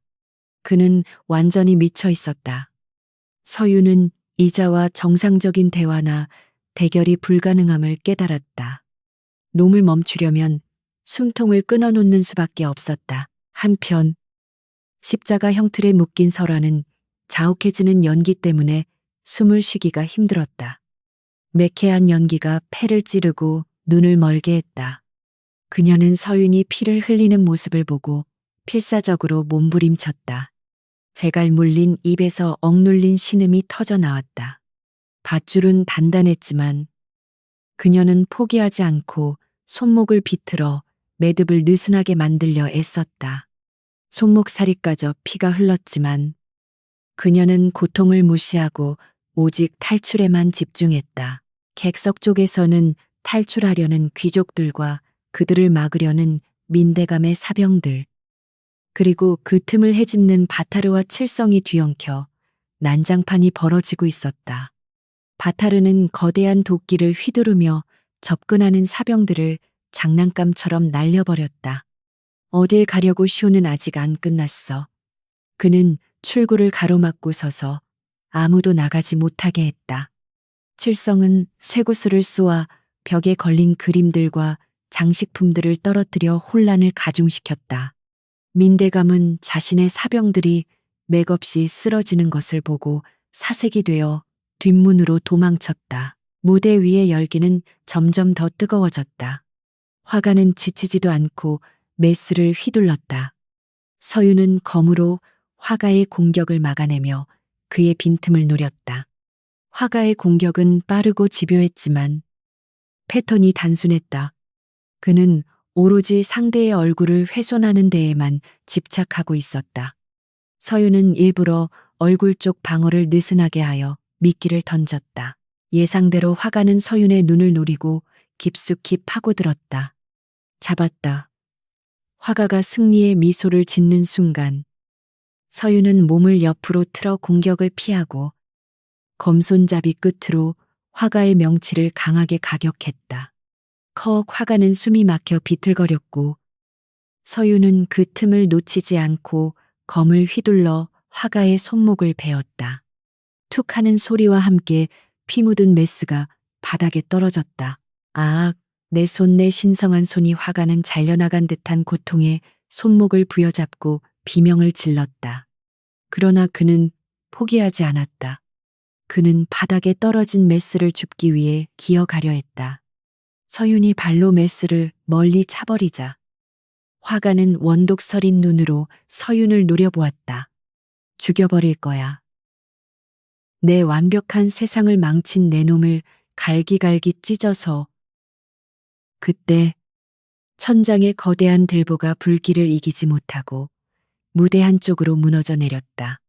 쾅하는 굉음과 함께 불티가 사방으로 튀었다. 무너진 잔해가 설화가 묶인 형틀 근처를 덮쳤다. 설화야, 서윤이 다급하게 소리쳤다. 다행히 설화는 무사했으나 불길이 그녀의 발치까지 번져오고 있었다. 시간이 없었다. 화가는 무너진 잔해 속에서 무언가를 발견하고 광기 어린 웃음을 터뜨렸다. 그것은 장식용으로 놓여있던 거대한 촛대였다. 그는 촛대를 몽둥이처럼 치켜들고 서윤에게 달려들었다. 다 같이 죽자. 내 예술이 없는 세상 따위 불타버려도 상관없어. 서윤은 검으로 촛대를 막아냈으나 화가의 힘은 상상을 초월했다. 광기가 만들어낸 괴력이었다. 두 사람은 불타는 무대 위에서 엉겨붙어 싸웠다. 서윤의 검이 화가의 어깨를 베었지만 화가는 멈추지 않고 촛대를 휘둘렀다. 촛대의 날카로운 모서리가 서윤의 이마를 강타했다.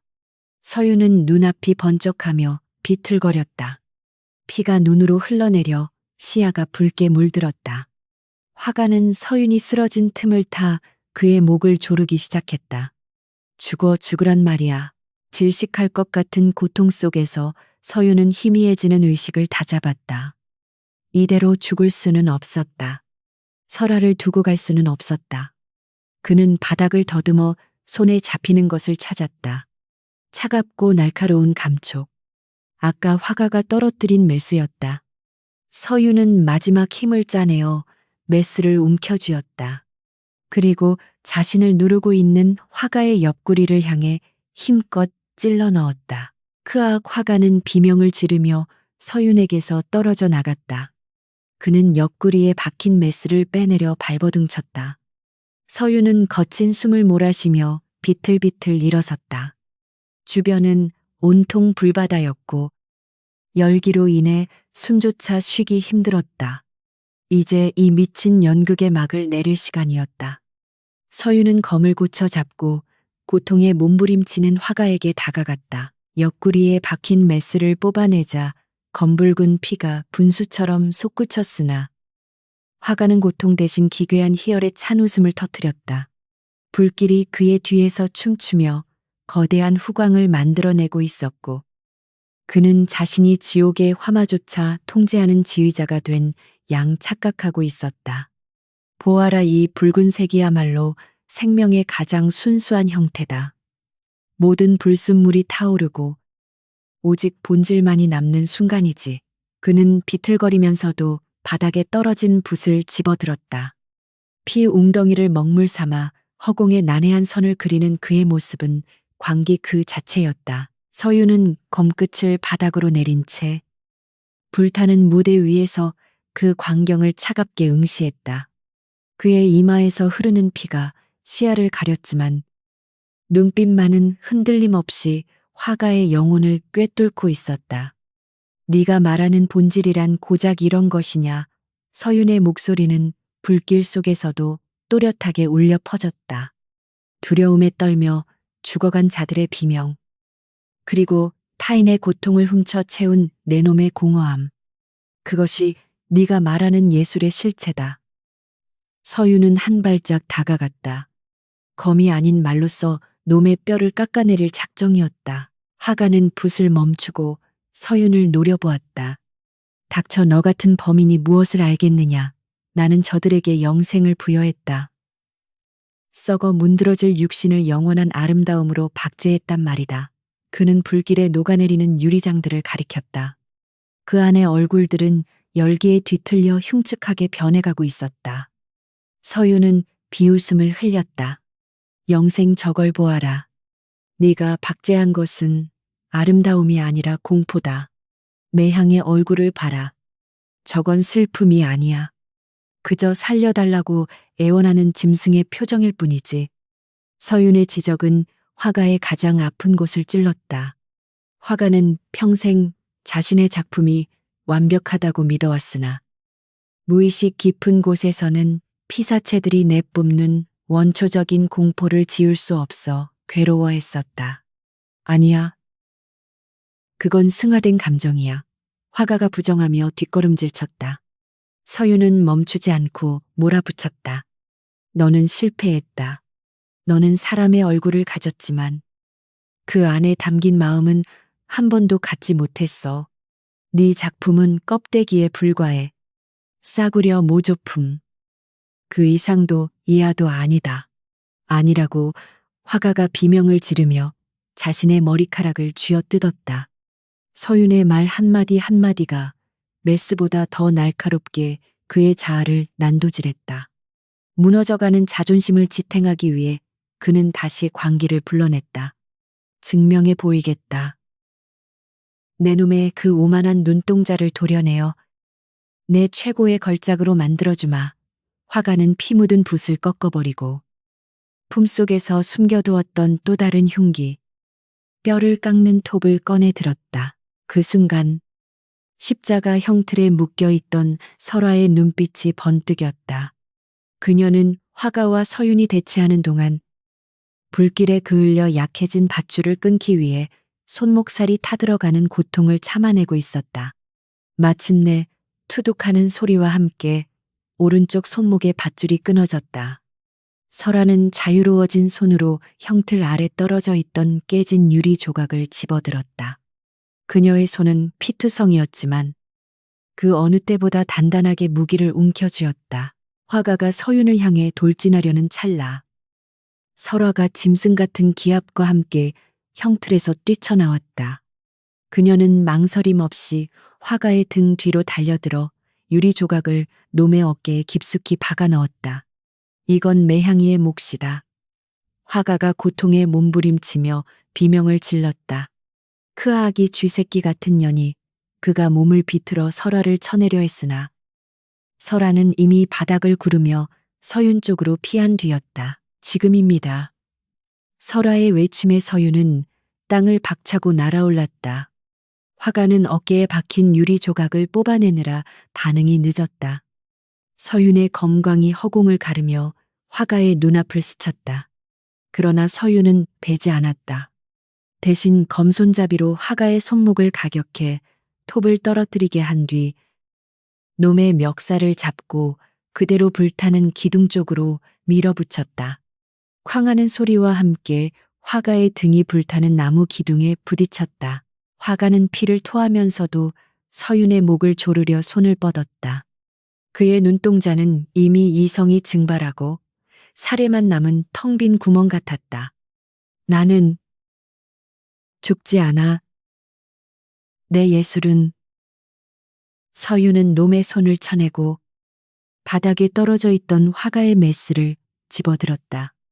그리고 놈의 귀에 대고 나직이 속삭였다. 그래. 네 예술을 완성해주마.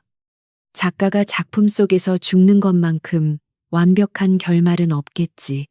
서윤은 메스를 화가의 심장에 꽂는 대신 놈의 눈앞에 들이댔다. 불빛에 반사된 메스날에 화가의 일그러진 얼굴이 비쳤다. 화상과 피범벅이 된 추악한 괴물의 얼굴. 보아라. 이것이 내 진짜 얼굴이다. 아름다움 따위는 어디에도 없는 그저 추한 살인마의 낯짝일 뿐이야. 화가는 자신의 모습을 보고 경악했다. 자신이 그토록 혐오하던 불완전함이 거울 속에 있었다. 절망에 빠진 화가의 눈에서 생기가 빠져나가는 순간 천장이 무너지며 거대한 불덩이가 그들을 덮치려 했다. 서유는 본능적으로 몸을 날려 피했다. 화가는 피하지 않았다. 아니, 피할 수 없었다. 그는 자신의 추악한 얼굴을 부정하듯 두 손으로 얼굴을 감싸쥐고 불길 속으로 빨려 들어갔다. 안 돼, 내 얼굴이, 내 완벽함이. 그의 비명은 무너져 내리는 잔해 소리에 묻혀 사라졌다. 지하 극장은 이제 완전히 붕괴 직전이었다. 서유는 설화에게 달려가 그녀를 부축했다. 일어날 수 있겠느냐. 설화는 고개를 끄덕였지만 다리는 후들거리고 있었다. 마비독의 기운이 아직 남아있는 데다 연기를 너무 많이 마신 탓이었다. 서유는 설화를 업을 새도 없이 그녀의 팔을 어깨에 걸치고 출구를 향해 뛰었다. 바타르 칠성 나가자. 출구 쪽에서는 바타르가 무너지는 입구를 몸으로 지탱하고 있었다. 빨리요, 더는 못 버텨요. 그의 등 근육이 터질 듯 팽창하며 비명을 지르고 있었다. 칠성은 연신 기침을 하며 서윤과 설화가 올길을 확보하기 위해 잔해를 치우고 있었다. 서윤이 설화를 데리고 입구를 통과하자마자 바타르가 몸을 빼며 굴러나왔다. 그 뒤로 엄청난 굉음과 함께 지하 극장의 천장이 완전히 주저앉았다. 화려했던 귀족들의 놀이터이자 끔찍한 도살장이었던 지하 극장은 거대한 무덤이 되어 땅속으로 사라졌다. 솟구치는 불길과 연기가 남산의 밤하늘을 검게 물들였다. 눈밭 위로 튀어나온 서윤 일행은 거친 숨을 몰아쉬며 불타는 폐허를 바라보았다. 차가운 눈송이가 뜨거운 뺨 위로 떨어져 녹아내렸다. 살아남았다는 안도감보다 그 지옥도에서 목격한 인간의 광기가 남긴 잔상이 더 짙게 그들을 괴롭혔다. 설화는 주저앉아 떨리는 손으로 자신의 얼굴을 만졌다. 눈, 코, 입, 모든 것이 제자리에 있었다. 서윤이 다가와 그녀의 어깨에 자신의 겉옷을 덮어주었다. 끝났다. 네 눈은 지켜냈다. 설화는 서윤을 올려다 보았다. 눈물이 그렁한 그녀의 눈동자에 서윤의 지친 얼굴이 비쳤다. 그 눈동자는 화가가 말한 공포나 아름다움 따위로 정의할 수 없는 살아있는 생명의 온기를 담고 있었다. 놈은 갔지만 놈을 만든 자들은 도망쳤습니다. 칠성이 씩씩거리며 숲 쪽을 가리켰다. 눈 위에는 수많은 발자국들이 어지럽게 찍혀 있었다. 가면을 벗어던지고 도망친 고관대작들의 흔적이었다. 서유는 품속에서 그을린 장부를 꺼내들었다. 도망칠 수 없을 거다. 이 장부가 그들의 발목을 잡는 족쇄가 될 테니까. 서윤의 눈빛은 불길보다 더 뜨겁게 타올랐다. 서윤은 멀리서 들려오는 관군의 북소리를 들었다. 민 대감이 뒤늦게 사태를 수습하려 병력을 보낸 모양이었다. 그러나 이미 늦었다. 화가는 죽었고 증거는 서윤의 손에 있었다. 가자. 이곳은 이제 죽은 자들의 무덤일 뿐이다. 서윤은 동료들을 일으켜 세웠다. 그때 무너진 잔해 틈에서 반짝이는 무언가가 서윤의 눈에 띄었다. 화가가 마지막까지 지니고 있던 작은 펜던트였다. 서윤이 다가가 그것을 집어들자 그 뒷면에는 화가의 낙관 대신 기이한 문양이 새겨져 있었다. 서로 얽히고 설킨 나무뿌리 모양. 임평군이 말했던, 그리고 화가의 장부 표지에서도 보았던 바로 그 뿌리의 표식이었다. 서윤은 펜던트를 꽉 움켜쥐었다. 화가 역시 거대한 악의 일부분에 불과했다는 사실이 뼈저리게 다가왔다. 이 뿌리는 어디까지 뻗어 있는 것인가? 서윤은 불타는 남산을 뒤로하고 어둠 속으로 걸음을 옮겼다. 눈은 그치지 않고 계속 내리고 있었고 그들의 발자국은 새로운 전장을 향해 이어지고 있었다. 남산의 비밀 별장이 잿더미로 변한 다음 날 아침, 한양 도성은 발칵 뒤집혔다. 서윤이 의금부의 익명으로 투서한 화가의 판매 장부는 그야말로 조정에 떨어진 벼락과도 같았다. 예조판서 민대감을 비롯하여 호조 참판, 거상박씨 등 이름만 대면 알만한 고관대작들이 줄줄이 의금부로 압송되었다. 그들은 포승줄에 묶여 끌려가면서도 이건 모함이다. 나는 예수를 후원했을 뿐이다라며 억울함을 호소했으나 장부에 적힌 그들의 적나라한 취향과 거래 내역은 변명의 여지를 남기지 않았다. 백성들은 그들의 추악한 민낯에 경악하면서도 한편으로는 속이 시원하다며 손가락질을 해댔다. 서유는 멀리서 그 광경을 지켜보며 씁쓸한 미소를 지었다. 한성부 판윤조 대감은 자신의 관할에서 이런 거대한 스캔들이 터진 것에 대해 문책을 피할 수 없게 되어 파직당했다. 그는 서윤을 잡아먹을 듯이 노려보며 관복을 벗었으나 서윤은 그에게 눈길조차 주지 않았다. 정의가 구현된 것처럼 보였으나 서윤의 가슴 한구석에는 여전히 개운치 않은 응어리가 남아 있었다. 잡혀간 자들은 화가의 고객이었을 뿐 화가를 만들고 키워낸 진짜 배우는 아니었기 때문이다. 꼬리는 잘렸지만 몸통은 여전히 어둠 속에 숨어 있었다. 명경당으로 돌아온 서윤 일행은 지친 몸을 뉘었다. 바타르는 화상 입은 팔에 붕대를 감으면서도 연신 싱글벙글했다. 거참, 나으리들 끌려가는 꼴을 보니 10년 묵은 체증이 다 내려가는구만. 이 맛에 탐정질하는 거 아니겠어. 칠성은 불에 탄 장부에 남은 조각들을 복원하느라 여념이 없었다. 형님, 이 장부. 단순한 거래 내역이 아닙니다. 뒷장에 암호로 된 자금 흐름표가 있어요. 화가가 번 돈이 어디론가 흘러들어갔습니다. 설아는 거울 앞에 앉아 자신의 얼굴을 들여다보고 있었다. 불길 속에서 그을린 자국은 지워졌으나 화가에게 위협받았던 공포의 기억은 흉터처럼 마음에 남아 있었다. 그녀는 자신의 눈을 어루만졌다. 놈이 그토록 탐냈던 눈. 서윤이 다가와 거울 속에 비친 그녀와 시선을 맞췄다. 괜찮으냐? 서윤의 나직한 물음에 설아는 고개를 끄덕였다. 무섭지 않다면 거짓말이겠지요. 하지만 대장이 지켜주셨으니까요. 이 눈으로 끝까지 지켜볼 겁니다. 놈들의 최후를. 서윤은 화가의 시신 곁에서 주워온 펜던트를 탁자 위에 올려놓았다. 얽히고 설킨 나무뿌리 문양. 그것은 임평군이 죽기 전에 언급했던 거대한 뿌리와 일치했다. 화가는 혼자 미친 게 아니었어. 누군가 그에게 자금을 대고 월화미인 같은 희귀한 약초를 공급하고 고객들을 연결해 주었지. 서윤은 칠성이 복원한 자금 흐름표를 펜던트 옆에 놓았다. 돈의 종착지는 특정한 개인이 아니라 송방 개성상인의 한 비밀 지부를 가리키고 있었다. 조직입니다. 칠성이 침을 꿀꺽 삼켰다. 단순한 범죄 조직이 아니에요. 조정의 권력자들, 거상들, 그리고 화가 같은 미치광이 기술자들까지 이 모든 것을 아우르는 거대한 지하 네트워크가 존재합니다.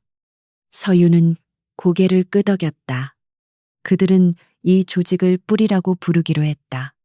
화가는 그 뿌리에서 자라난 독버섯 중 하나에 불과했고 서윤이 베어낸 것은 고작 버섯의 갓 부분일 뿐이었다.